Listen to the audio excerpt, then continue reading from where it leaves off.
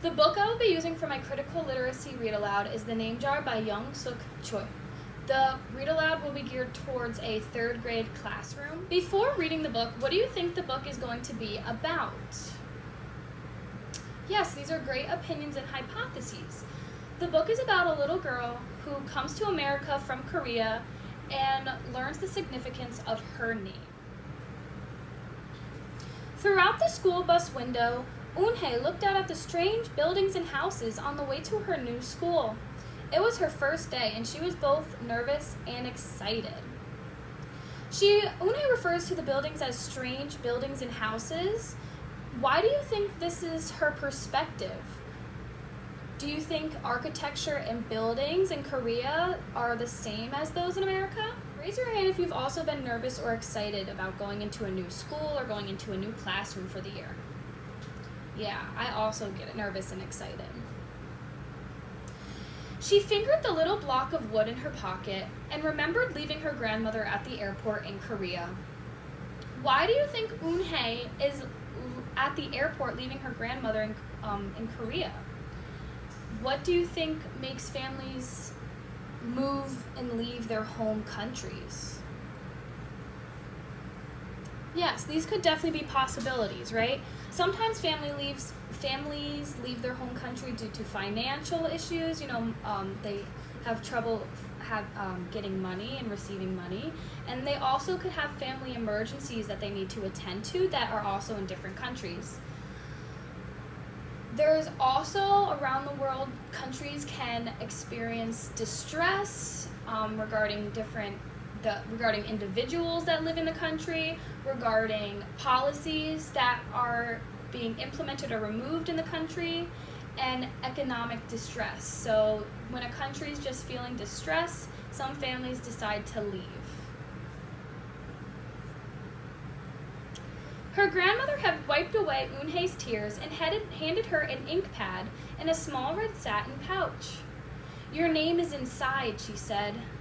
"My name?" Eun-hae had wondered. Again, she took out the red pouch to look at the wooden block with her name carved in it. As she ran her fingers along the grooves and ridges of the Korean characters, she pictured her grandmother's smile. "Is that thing for show and tell?" a boy asked Eun-hae, surprising her.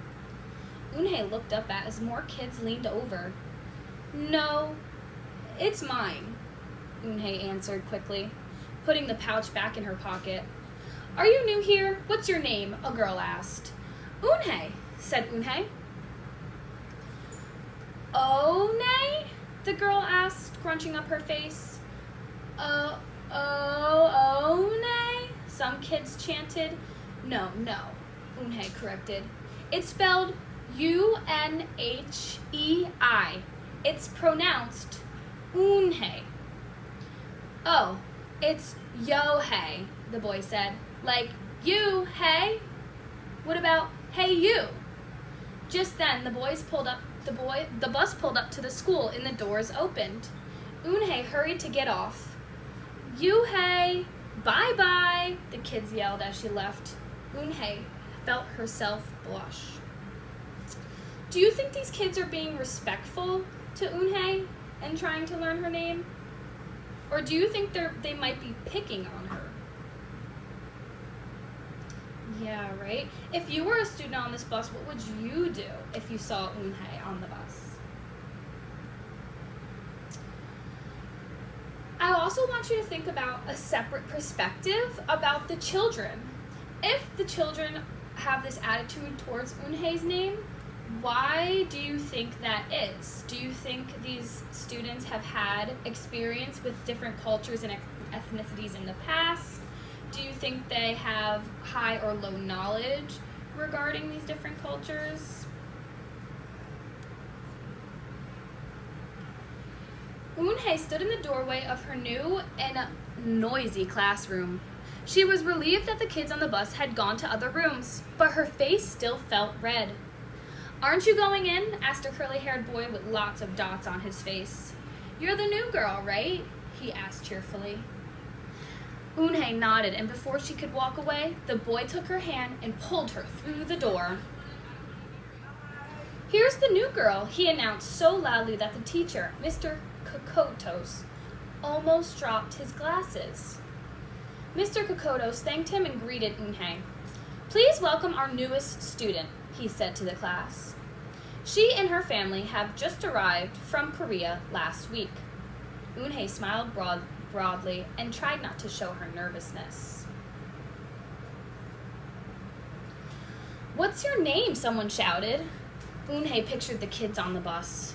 I haven't picked one yet," she told the class, "but I'll let you know by next week." As Mr. Kokotos showed her to her desk, she felt many round, curious eyes on her. "Why doesn't she have a name?" she heard someone whisper. "Maybe she robbed a bank in Korea and needs a new identity," a boy replied. Based on these remarks, do you think the students in the class have been exposed to Eunhae and her culture? Probably not, right? They keep referring to her name as Confusion, and they are also not trying to attempt saying her name correctly. Why do you think Eunhae doesn't want to tell the entire class what her name is? Yeah, it's probably because she doesn't want to experience what she experienced on the bus. Her name is different from the rest of her peers, and she is feeling a little uneasy and uncomfortable with realizing that. On the bus home, nobody teased her, but Eunhae kept thinking about her name. "How was school, Eunhae?" her mother asked when she walked in. "Did you understand the teacher?" Eunhae simply nodded. She unpacked her school bag and set the red pouch by a photograph of her grandmother. Do you guys notice what the mother is cooking Eunhae as she came back from school? Yes, they're dumplings, and many individuals in Korea enjoy dumplings for dinner or for lunch. It's a traditional food item. Do you think that going into a new country is easy or hard? What are your perspectives on that? If I was to move into a whole new country, do you think I would be able to easily pick up on everything? Or do you think it would be a little difficult? Yeah, if I was moving into a new country, I think things would be a little difficult, right? People speak a different language, and I'd have to learn how to understand them. And there's different policies and rules that I would have to be able to understand. "I'm glad you're learning English well," her mother said. "You must study hard, behave nicely, and get good grades to show that you're a good Korean." "I will," replied Eunhae, but I think I would like my own American name," she said quickly. Her mother looked at her with surprise. "Why? Eunhae is a beautiful name. Your grandmother and I went to a name master for it." "But it's so hard to pronounce," Eunhae complained. "I don't want to be different from all the American kids." "You are different, Eunhae," her mother said. "That's a good thing." Eunhae just wrinkled her nose. What do you think the world would look like if we were all the same? If we all liked the same color, if we all liked the same food, if we all dressed the same, and if all of our names were the same? How do you think the world would look? Do you think it would be fun? Do you think it would be interesting? Do you think we would be able to learn about different and diverse topics that apply to a bunch of different people in the world? Yeah, if everybody was the same, we wouldn't be able to have conversations, we wouldn't be able to have discussions, we wouldn't even be able to find new interests or develop different things that we like, make different things that we like. Later that day, Eunhae and her grandmother went grocery shopping in their new neighborhood. They passed Fadil's Falafel, Tony's Pizza, and Dot's Deli. A big graffiti-painted garbage truck roared like a lion as it took off down the street. Nothing sounded or looked familiar until they got to Kim's Market. The sign was in both English and Korean. Why do you think Eunhae and her mother decided to go to Kim's Market instead of all of the other stores around? Tony's Pizza, Fadil's Falafel. Why do you think they went to the Korean store? Yes, The store probably has a bunch of the traditional delicacies and meals that they would see in Korea, and many of the familiar foods and snack items. And because the sign was in English and Korean, they probably felt comfortable going in, and they felt like there would be individuals in there that could understand them and help them. Her mother picked up a cabbage to make kimchi, Korean-styled spicy pickled cabbage, and other vegetables and meat. She also found some seaweed, Eunhae's favorite for soup. It made Eunhae smile. Just because we moved to America, her mother said, doesn't mean we stop eating Korean food. At the checkout counter, a friendly man smiled at Eunhae. Helping your mother with the shopping? He asked. Eunhae nodded. I'm Mr. Kim, he said. And what is your name? Eunhae, she answered. Ah, what a beautiful name, he said. Doesn't it mean grace? Eunhae nodded again. My mother and grandmother went to a name master for it, she told him. A graceful name for a graceful girl, Mr. Kim said as he put her groceries into bags. Welcome to the neighborhood, Eunhae. After this conversation, do you think Eunhae feels more comfortable in her neighborhood? Yeah, probably, right? And throughout the interactions that she's having throughout this story, she's learning more and more about the significance and importance of her name, and she's learning to cherish it. Raise your hand if your parents named you based on a reason, if you know the reason why your parents named you. I know my name is Bryn, and it's based on Welsh, and my middle name is based on my great-great-great-grandmother. So all names have a beautiful background and a beautiful reason behind it. Even if your name doesn't mean something else in a different language, it still has a meaning. That evening, Eunhae stood in front of the bathroom mirror. Hi, my name is Amanda, she said cheerfully. Then she wrinkled her nose. Hi, my name is Laura. Maybe not. Her smile turned down. Nothing sounded right. Nothing felt right. I don't think American kids will like me, she worried as she began to brush her teeth. Hi, my name is Susie, she said it in the mirror with her mouth full of toothpaste. The next morning, when Eunhae arrived at school, she found a glass jar on her desk with some pieces of paper in it. Eunhae took one out to read it aloud. Daisy. That's my baby sister's name, but she said you can use it if you want, said Cindy, who sat next to her. Eunhae took out the rest of the paper. Tamala, she read. I got it from a storybook, said Nate. She was smart and brave. What do the names in the jars represent? Why do you think there's names in the jar? Yeah, the students in Eunhae's class are trying to help her pick a name because when she originally showed up, she said that she didn't have a name.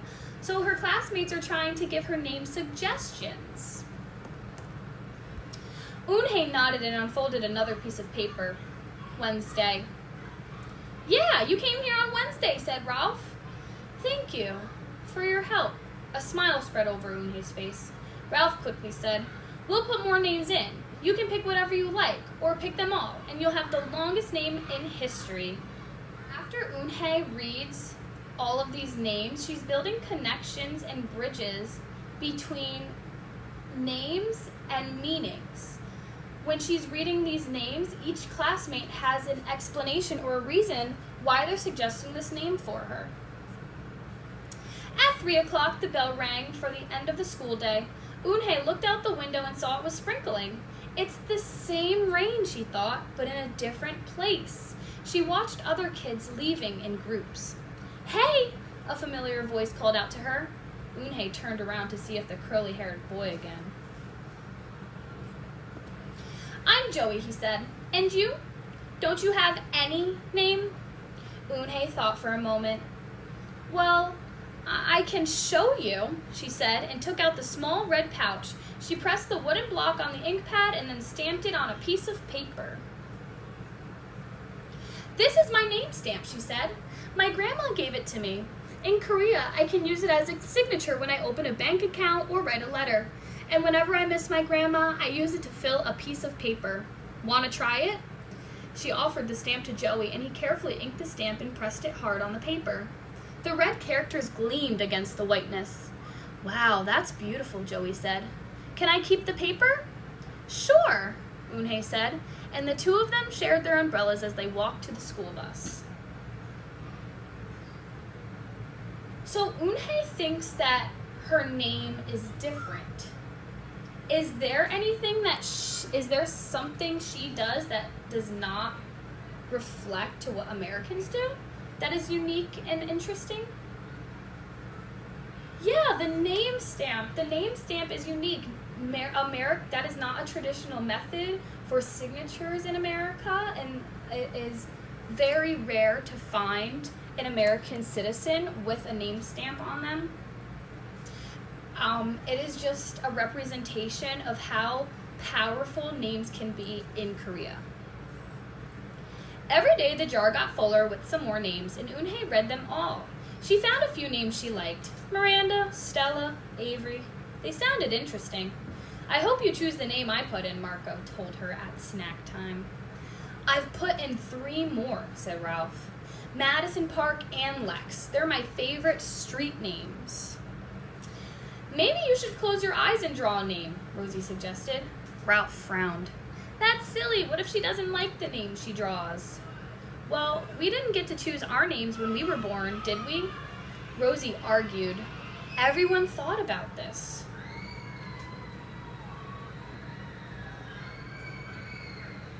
When Eunhae got home from school that day, her little brother ran to give her a letter. It was from her grandma. Why do you think Eunhae's grandmother sent a letter instead of calling on the phone or texting? Yeah, this could be the traditional way that they used to do it back when she lived in Korea. But it's also unrealistic to think that everybody around the world doesn't have access to technology, right? Everyone has access to technology. It just has to do with being able to afford it. And people who are older than us did not get to grow up in the age of technology like we do. So they did not get to experience the same skills that we're learning at a young age. So it might be a little difficult to conform to those new changes in technology. I can relate to this because my grandmother does not have any credit or debit cards and still uses her check. She doesn't understand the idea of credit cards. She opened it quickly. It said, "To my Eunhae, I hope you are enjoying your new school and new friends. Be sure to help your mother and your little brother. Here the moon is up, but there the sun is up. No matter how far apart we are, and no matter how different America is from Korea, you'll always be my Eunhae, your grandmother forever." Eunhae took out her wooden stamp and filled a paper with it. She thought for a long time in front of the bathroom mirror. On Saturday, Eunhae walked to Mr. Kim's store. Mr. Kim was helping a customer, but he looked up and greeted her. "Hi, Eunhae." "Hello, Mr. Kim," Eunhae replied. She felt as if she was back in her old neighborhood in Korea. "Hey," said the customer, turning around. It was Joey. "Your name is Eunhae." Eunhee, he asked her with his eyes wide open.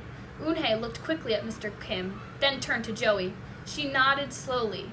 "Yes, it's pronounced Eunhae. And it means grace," Mr. Kim added.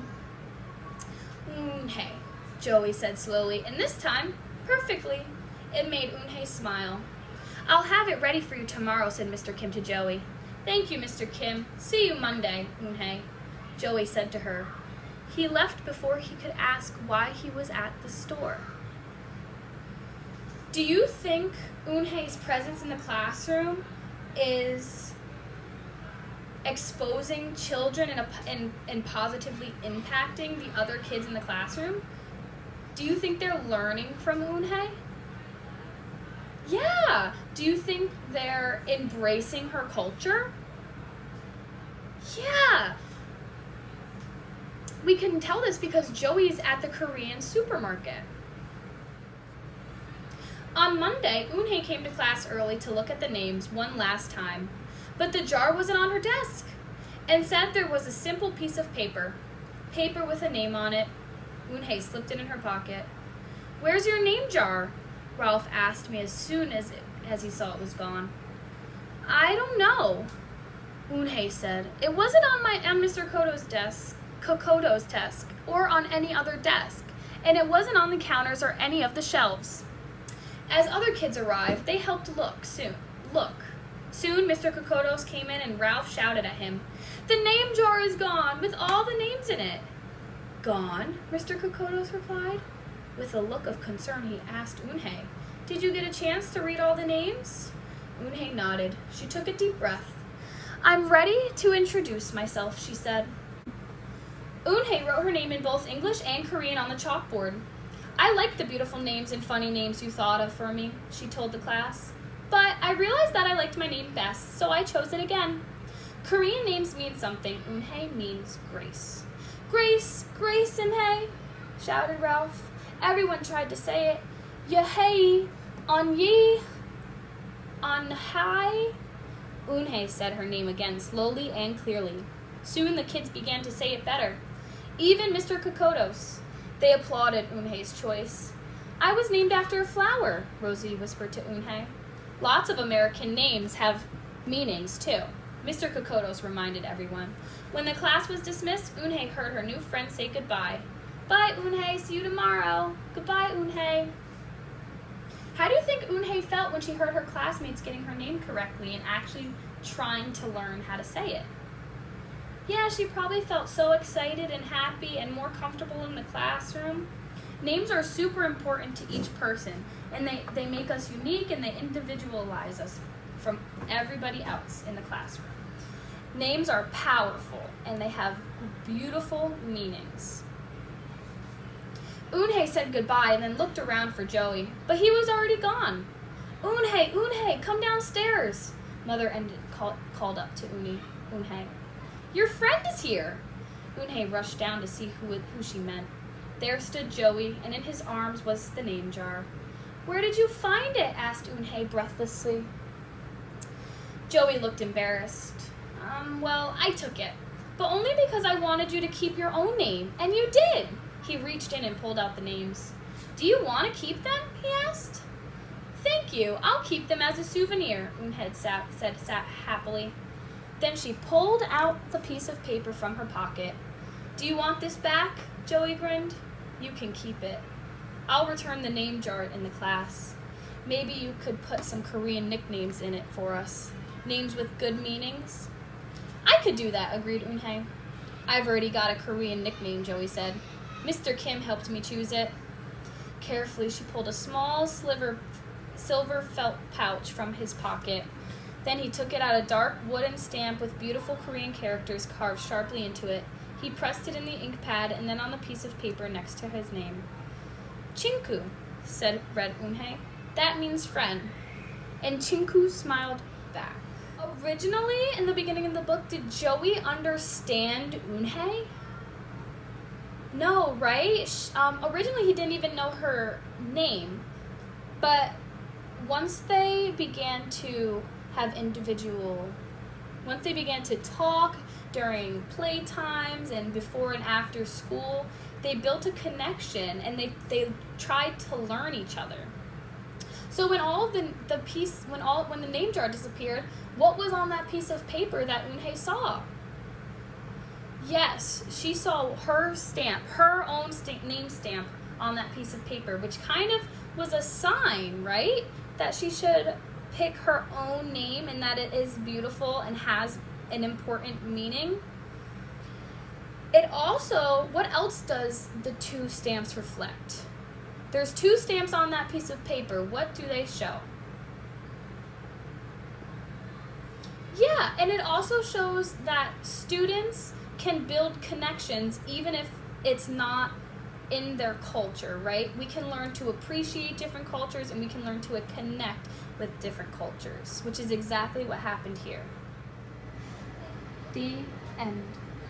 Can someone tell me what happened in the beginning of the story?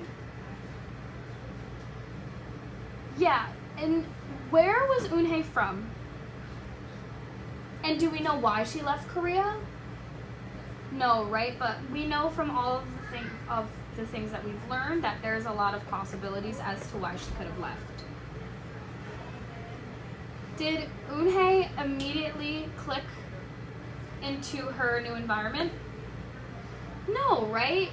If we moved to a new school, would we be able to click right in? Would we be able to form friendships immediately? Maybe, right? But a lot of us are all different. Did she end up finding a friend?